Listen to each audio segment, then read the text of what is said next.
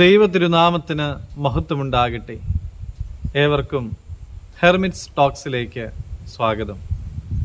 ഇത് ഹെർമിറ്റ്സ് ടോക്സിൻ്റെ 816 ദിവസം. ഇന്നത്തെ പ്രഭാത ചിന്തയ്ക്കായി തിരഞ്ഞെടുത്തിരിക്കുന്ന വേദഭാഗം ശുദ്ധമുള്ള മർക്കോസ് 1-ാം അധ്യായം 25-ാമത്തെ തിരുവചനമാണ്. യേശു അശുദ്ധാത്മാവിനെ ശാസിച്ചു, മിണ്ടരുത്, നീ അവനെ വിട്ടു പോക എന്ന് പറഞ്ഞു.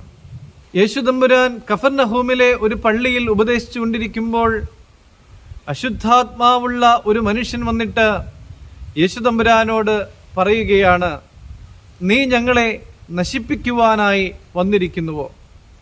നീ ആരാണെന്ന് ഞങ്ങൾക്കറിയാം. അന്നേരം യേശു തമ്പുരാൻ അവനെ ശാസിക്കുന്നതും തൻ്റെ അധികാരത്തെ വെളിപ്പെടുത്തുന്നതുമാണ് ഇന്നത്തെ വേദഭാഗത്തിൽ നമുക്ക് കാണുവാനായിട്ട് സാധിക്കുന്നത്. യേശു തമ്പുരാൻ അവൻ്റെ ജീവിതത്തിൽ ഒരു ആശ്വാസമായി മാറുകയാണ്. അശുദ്ധാത്മാവ് ബാധിച്ച് അന്ധകാരത്തിൽ കഴിയുന്ന അവൻ്റെ ജീവിതത്തിൽ ഒരു വലിയ പ്രകാശം ഉദിക്കുകയാണ്. പ്രിയമുള്ളവരെ, കർത്താവിനെ നമ്മുടെ ജീവിതത്തിലേക്ക് ക്ഷണിക്കുമ്പോൾ, കർത്താവ് നമ്മുടെ ജീവിതത്തിൽ വരുമ്പോൾ നമ്മുടെ ജീവിതത്തിലെ സകല അന്ധകാരവും നീങ്ങിപ്പോകും എന്ന് നാം മനസ്സിലാക്കണം. ഈ മനുഷ്യൻ സാത്താന്റെ അടിമത്തത്തിൽ ആയിരുന്നതുപോലെ പലവിധമായ അടിമത്തങ്ങളിൽ കഴിയുന്നവരില്ലേ?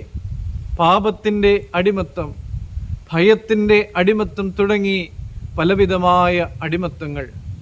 ശുദ്ധമുള്ള യോഹന്നാൻ 8-ാം അധ്യായം 36-ാമത്തെ തിരുവചനം, പുത്രൻ നിങ്ങളെ സ്വതന്ത്രരാക്കുന്നു എങ്കിൽ നിങ്ങൾ പൂർണ്ണമായി സ്വതന്ത്രരാകും. പ്രിയമുള്ളവരെ, നമുക്ക് നമ്മുടെ ജീവിതത്തിലേക്ക് യേശു തമ്പുരാനെ ക്ഷണിക്കാം. നമ്മുടെ കർത്താവ് നമുക്ക് മോചനവും ശാശ്വതമായ സമാധാനവും നൽകട്ടെ. നമുക്കിങ്ങനെ പ്രാർത്ഥിക്കാം.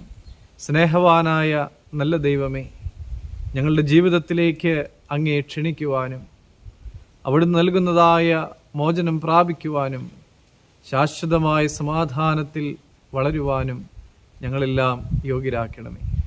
എല്ലാവരെയും ദൈവം അനുഗ്രഹിക്കട്ടെ.